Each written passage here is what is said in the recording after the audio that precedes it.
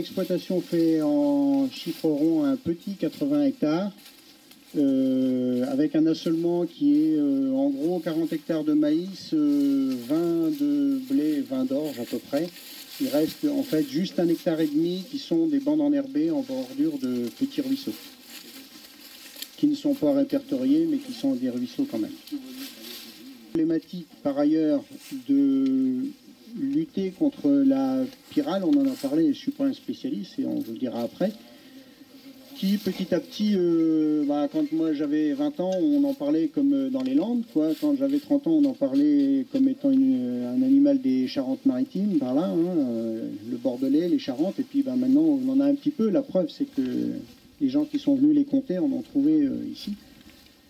Donc en essayant de faire en sorte que nos pratiques limitent nos pratiques et celles de nos voisins, parce que c'est un papillon, limite la prolifération des pyrales. Donc c'est pour ça qu'aujourd'hui le syndicat du Couesnon Aval a souhaité avoir une parcelle à disposition pour tester des matériels qu'on connaît ou qu'on connaît moins.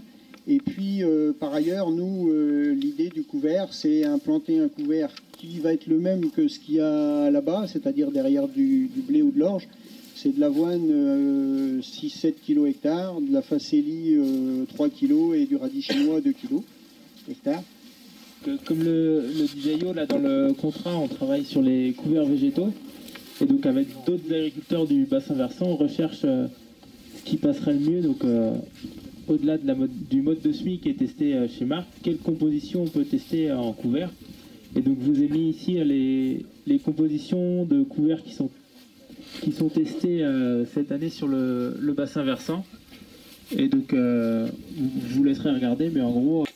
En termes de cycle de vie, donc voilà, donc c'est un animal qui vit en fin de printemps et en début d'été. Donc je veux dire, elle vit toute l'année bien sûr, mais elle vole à partir du fin de printemps, début d'été, en limite de passage du maïs, voire même bien plus haut. Et du coup, si on a des applications à faire, ça peut être compliqué. Donc qu'est-ce que dire, il y a deux types d'indicateurs au moment de dynamique de vol. Donc je ne sais pas si certains connaissent donc les pièges lumineux et les pièges à phéromones. Donc les pièges à phéromones, c'est soit des cartons, soit on fait des lâchers pour voir un petit peu et piéger la pyrale. Et puis les pièges lumineux, c'est en triangle et c'est pour attirer les pyrales et faire des comptages et déterminer la pression à ce moment-là en plein vol. Ça se fait vraiment au pic du vol. Voilà, donc le petit désavantage du piège lumineux, c'est qu'il n'est pas sélectif, mais malgré tout, les deux fonctionnent très très bien. Donc, mais ça se fait vraiment en plein vol. Forcément, il y a des solutions alternatives telles que les trichogrammes, les coragènes, les pyrétrinoïdes. Donc ça, c'est des solutions curatives de traitement. Donc lorsqu'on détermine de la pression. Donc juste pour revenir et bien insister sur le fait qu'avec Arvalis, qui travaille bien évidemment depuis un certain nombre de temps dans la région Bretagne, mais je pense que le sud de Manche est sensiblement la même chose, mais du coup les indicateurs de risque sont très compliqués à déterminer. On n'a pas assez de références encore pour dire à quel stade où le nombre de pyrales est suffisant pour dire on est en forte pression. On commence à avoir des petits indicateurs comme le seuil d'intervention à supérieur à 0,5 larves par plan. Donc voilà, où on détermine une perte de rendement. Voilà, c'est 20 essais qui ont été faits en France depuis 1995. Plusieurs essais qui sont mis en place là depuis 2-3 ans. On va dire comment on commence à avoir des choses qui ressortent. Donc voilà. Elles sont super résistantes au froid. Donc le froid, ça les détruit pas forcément. Elles sont sensibles à l'humidité. Par contre, elles n'aiment pas forcément les parcelles très humides. Ça, c'est quand même des choses qu'on arrive à retirer à force. Et puis elles ont tendance à se réfugier dans le collet, donc dans le collet des maïs, où vous avez des pieds, des cannes de maïs. Donc c'est vraiment à la base du maïs, à ras le sol, où elles ont tendance à descendre. Voilà. Donc en termes. Et puis après voilà, donc juste réinsister aussi sur le fait que la gestion des résidus, la gestion de la rotation, la précocité du maïs grain, des récoltes qui dépassent le 15-10, ça commence à devenir compliqué. Ça augmente les risques au niveau de la pyrale, mais aussi de la fusa, quoi. On voit bien qu'il y a des risques, en sachant que la pyrale est vraiment un facteur de risque supplémentaire de la fusariose. Les piqûres, qu'elles soient... donc là, j'ai un pied de maïs ici, mais pour ceux qui veulent venir voir, mais de plus près, voilà, donc ça fait des piqûres, ça pique à différents stades du maïs. Donc ça peut être tout en haut du maïs comme tout en bas. en fonction du vol où se pose le papillon, où il veut pondre. Ça peut être posé, ça peut piquer sur l'épi. Donc voilà, et donc là ça va souvent gagner les nervures, parce que le sucre est un peu plus présent à ce niveau-là, de chaque nervure du maïs. Donc voilà un petit peu, et ça descend dans le temps, à l'automne, descend de plus en plus pour atteindre le pied. Voilà, donc d'où la problématique. Et le choix variétal, donc attention aux sensibilités fusarioses, parce que du coup, si plus sensible à la fusa, avec la pyrale, s'il y a des problématiques pyrales, forcément on accroît la problématique fusariose. Donc voilà un petit peu ce qu'on peut dire. Donc un broyage fin inférieur à 2 cm, de 2 à 4 cm, c'est bien. Le dessouchage des cannes, et puis surtout un enfouissement. Enfin, donc, en Bretagne c'est obligatoire, hein, le mulchage est obligatoire, avec la directive nitrate 6.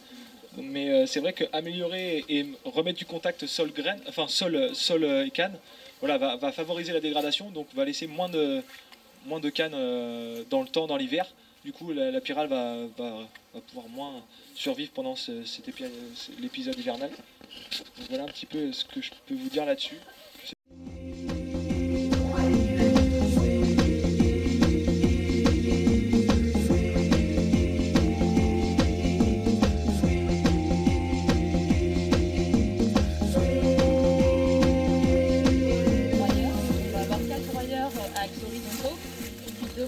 À axe vertical et ensuite des rouleaux.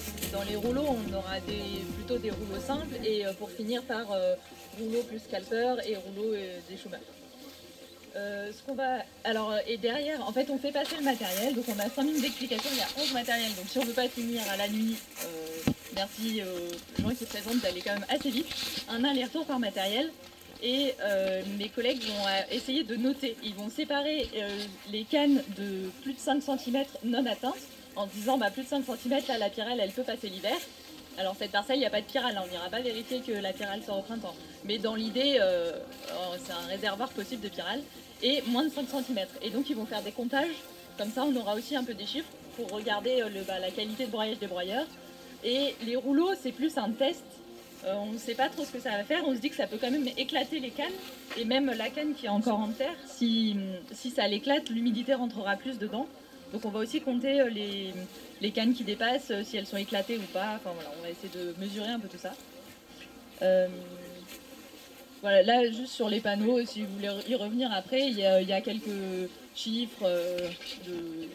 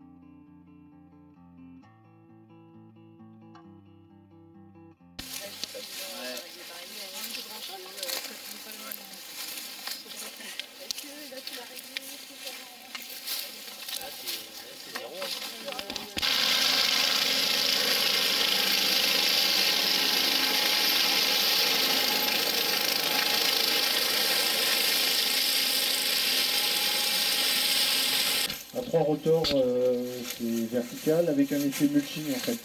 Il y a 4 lames sur chaque rotor, 2 lames droites et 2 lames incurvées en fait pour un effet mulching en fait, pour remonter la matière pour que ça puisse repasser 2 fois en fait dans le rotor.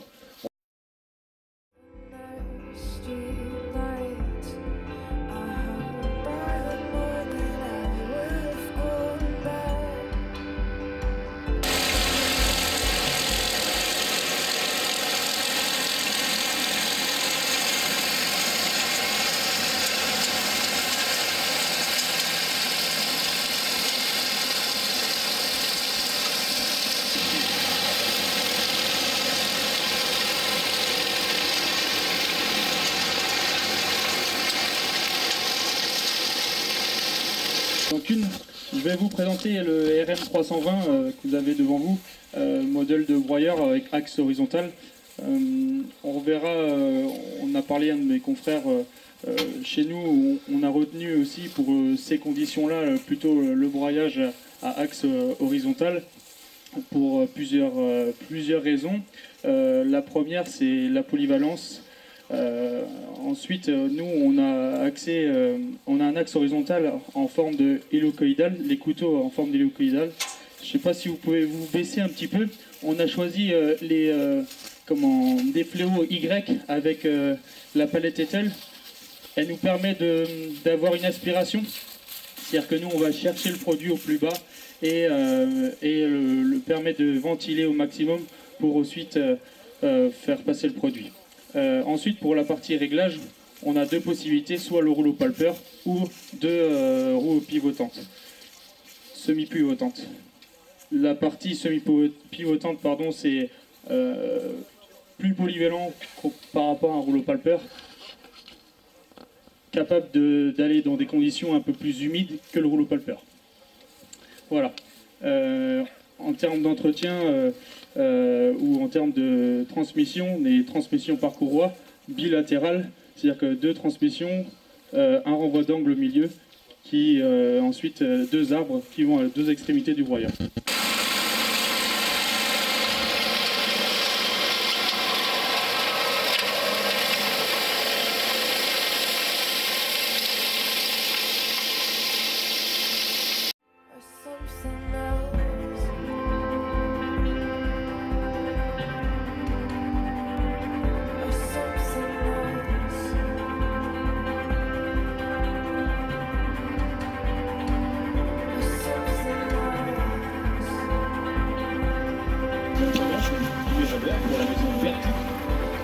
Aujourd'hui, nous allons vous proposer notre broyeur série Land. Ce qu'il faut savoir, c'est que dans les broyeurs culture, nous avons notre série Land avec des poids hydrauliques et la série King qui va être en mixeur. Sur les deux modèles, la particularité chez la King, c'est que sur ces broyeurs culture, nous avons un dégagement de haute important qui permet justement de pouvoir apporter différents projets de contre-couteau. Sur l'outillage de nos broyeurs, notamment nous avons beaucoup privilégié les marteaux. Pourquoi? Parce que chez Berti, nous avons plusieurs types de marteaux avec des poids différents et une distance différente entre l'axe du marteau et le point de coupe. Ce qui permet justement, dans des circonstances comme aujourd'hui, de pouvoir générer une ventilation suffisante tout en ayant un travail donc, de mulching suffisant dans les cannes de maïs et qui permet aussi pour l'utilisateur de pouvoir aussi stabiliser son coût d'entretien. Puisque le marteau étant sur ce modèle des marteaux type prix, ce sont des marteaux qui font déjà 2 kg pièce, ça nous permet justement d'avoir une inertie importante. Le broyeur que nous présente aujourd'hui donc est en rouleau palpeur de 200 mm. Il faut savoir que nous avons aussi la possibilité d'avoir des roues de suivi à l'arrière, selon les circonstances, vos habitudes de travail, hein, on peut s'adapter. Une particularité aussi du rotor Berti. Sur chaque broyeur Berti, vous pouvez alterner entre les marteaux, donc l'outillage qu'on va tester aujourd'hui, et le couteau. Ce qui permet aussi dans d'autres circonstances de pouvoir alterner en fait l'outillage pour mieux s'adapter aux conditions de travail.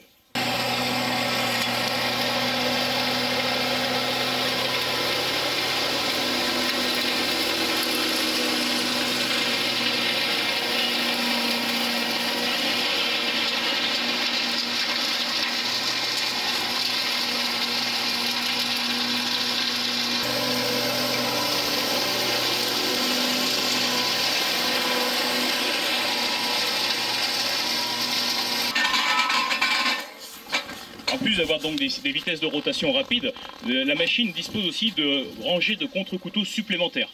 Alors encore une des particularités des broyeurs Berti, c'est que vos contre-couteaux, donc ce sont des rangées de U, vous pourrez venir le voir si vous voulez sous le blindage tout à l'heure, ce sont des rangées de U qui sont donc de la même matière que les marteaux, donc justement très résistants à l'usure et à l'abrasion, et c'est justement ce qui permet d'avoir un travail aussi fin en termes de finition sur les cannes de maïs.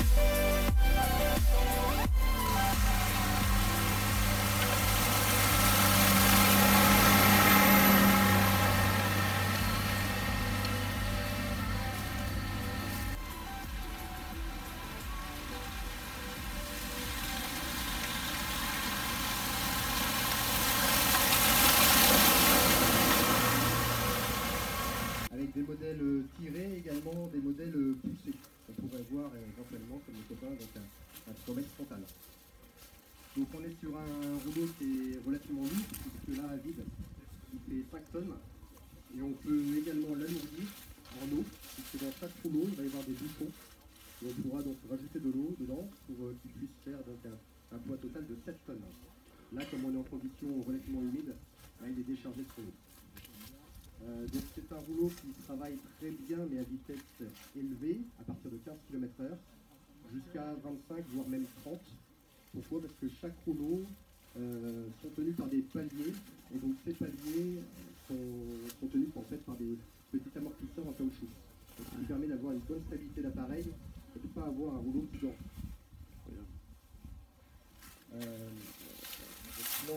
Chaque lame sont démontables.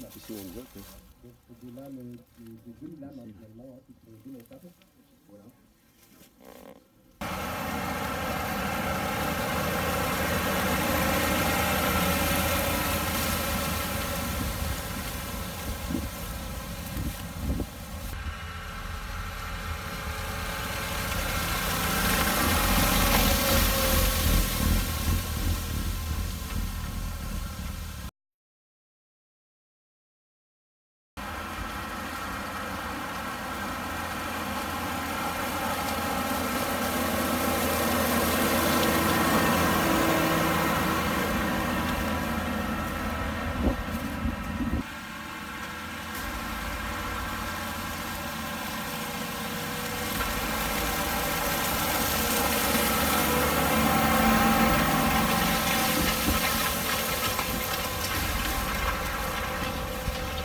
C'est vraiment une machine qui a été conçue, pensée pour détruire la spirale.